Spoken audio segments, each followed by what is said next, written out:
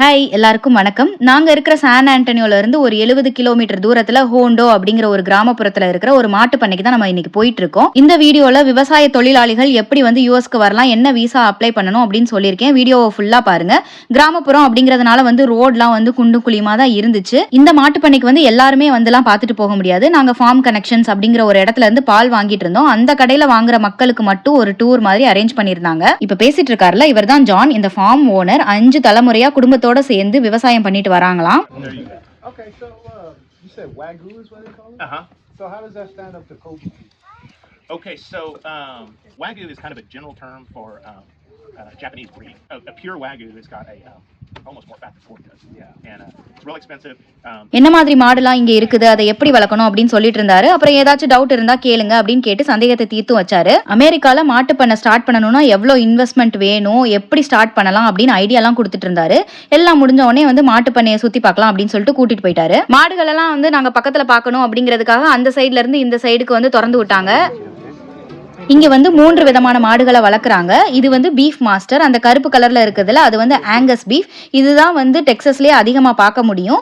மூஞ்சில மூடி வச்ச மாதிரி இருக்குல்ல, இது வந்து ஹெரஃபோர்ட் அப்படிங்கிற வெரைட்டி. அங்கங்க 1-2 கறவை மாடும் சுத்திட்டு இருந்துச்சு. இவங்க கொடுக்குற மாட்டு தீவனம் மட்டும்தான் போடணும். நம்மளா ஏதாச்சும் கொண்டு வந்து கொடுக்கலாம் கூடாது. அவங்களே வந்து நம்ம வர்றதுக்கு முன்னாடி மாட்டு தீவனம் எல்லாம் ரெடி பண்ணி வச்சிருந்தாங்க. அதை தான் நாங்க வந்து ஒவ்வொருத்தரா கொண்டு போய் கொடுத்துட்டு இருந்தோம். குழந்தைங்களுக்குலாம் அவ்வளவு சந்தோஷம். தெரிஞ்சவங்க தெரியாதவங்க அப்படின்லாம் இல்லாம சேர்ந்து எல்லாருமே ஆட்டம் போட்டுட்டே மாட்டுக்கு சாப்பாடு கொடுத்துட்டு ஜாலியா இருந்துச்சு. இன்னைக்கு நாங்க போன பண்ணையில வந்து கண்ணுக்குட்டி எல்லாம் சேர்த்து தான் வளர்க்குறாங்க. ஆனா ஒரு சில மாட்டு பண்ணையில வந்து கண்ணுக்குட்டி பிறந்து 3 மாசம் தான் அதோட அம்மாவோட இருக்குமா.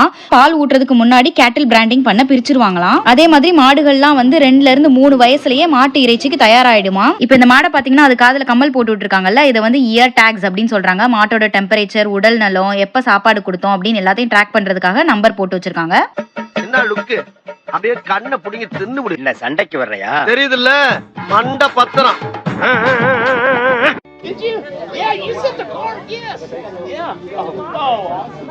Where's your friend at? பக்கத்திலேயே ஒரு இடம் இருக்கு, அங்கதான் வந்து நாங்க விவசாயம் எல்லாம் பண்றோம் வாங்க அப்படின்னு சொல்லி டிராக்டர்ல கூட்டிட்டு போனாங்க. சரி, ஒரு குறைஞ்சது 1 கிலோமீட்டர் ஆச்சு நம்ம வந்து டிராக்டர்ல போறோம் அப்படின்னு பார்த்தா 200 மீட்டர் தான் வந்திருப்போம். பொசுக்குன்னு இறங்குங்க அப்படின்ட்டாங்க. அமெரிக்கா தான் பீஃப் உற்பத்திலையும் சரி, அதை சாப்பிடுறதுலயும் சரி முதல் இடத்துல இருக்கு. நான் ஷார்ட்ஸ் வீடியோல வந்து 3 ஏக்கருக்கு ஒரு மாடு மட்டும்தான் இங்க வளர்க்க முடியும் அப்படின்னு சொல்லியிருந்தேன். நிறைய பேர் அது எப்படி திமிங்கலம் சரியா பார்த்து சொல்லுங்க அப்படின்னு சொல்லி கேட்டிருந்தீங்க. நிஜமாவே 3 ஏக்கருக்கு ஒரு மாடு தான் இங்க வளர்க்க முடியும். நம்ம டிராக்டர்ல வர்றதுக்கு முன்னாடி முதல்ல ஒரு நிலத்தை பார்த்தோம்ல, அந்த நிலத்துக்கு எதிர்த்தாப்புல தான் இது இருக்குது. இங்க இருக்கிற 200ல இருந்து 250 மாடுகளுமே வந்து இந்த 2 நிலத்திலேயே தான் சுத்தி சுத்தி மேய விடுவாங்க. ரூலுக்கு ஏத்த மாதிரி பாத்தீங்கனாலே தெரியும் எவ்வளவு இடம் இருக்குதுன்னு. விவசாய கூலி வேலை பாக்குறவங்களோட சம்பளம் இங்கேயும் கம்மி தான். டெக்சஸ்ல ஒரு சாஃப்ட்வேர் இன்ஜினியர் வருஷத்துக்கு $80,000 ஈஸியா வாங்கலாம். ஒரு விவசாய கூலி வேலை பாக்குறவங்க $35,000 தான் ஆவரேஜா ஒரு வருஷத்துக்கு வாங்குவாங்க. ஆனா ஃபார்ம் ஓனர்ஸ் எல்லாம் நிறையவே சம்பாதிப்பாங்க. Did you find any turnips or not?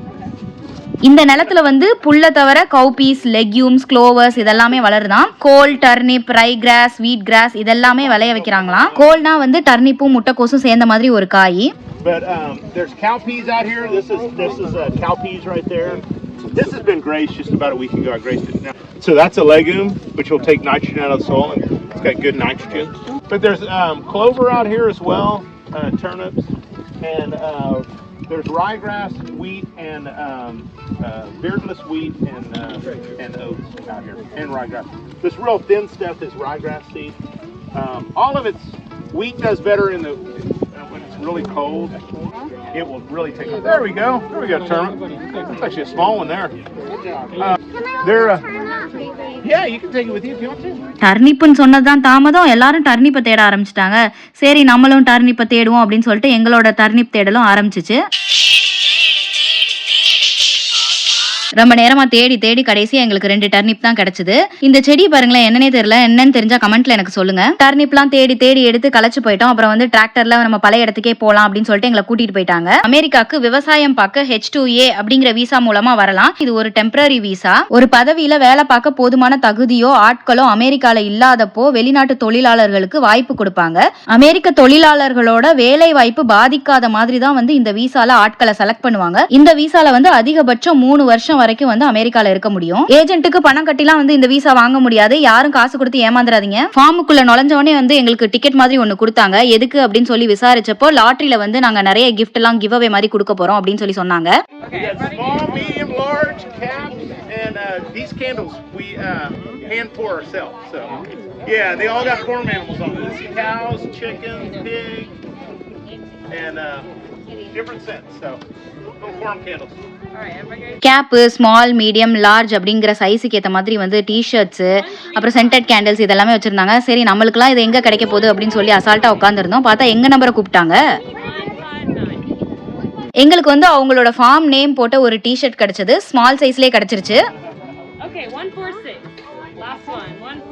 Form tour, give away இதெல்லாம் முடிச்சிட்டு நீங்க எவ்வளவு நேரம் வேணாலும் இந்த ஃபார்மை சுத்தி பார்க்கலாம் அப்படின்னு சொல்லிட்டாங்க. இந்த மாடு வந்து டெக்சஸ் லாங் ஹார்ன் அப்படின்னு சொல்ற ஒரு வெரைட்டி. இந்த மாடை வந்து நம்ம டெக்சஸ்ல நிறைய இடத்துல பார்க்க முடியும். அதோட பெரிய கொம்பை வச்சு இது டெக்சஸ் லாங் ஹார்ன் தான் அப்படின்னு சொல்லிட்டு ஈஸியா கண்டுபிடிச்சிடலாம். இந்த டர்னிப்பை வச்சு நம்ம என்ன பண்ண போறோம் அப்படின்னு சொல்லிட்டு இங்க 2-3 ஆடு கட்டி வச்சிருந்தாங்க. அதுக்கு கொண்டு போய் கொடுத்துட்டோம். Oh, taffy. That's taffy.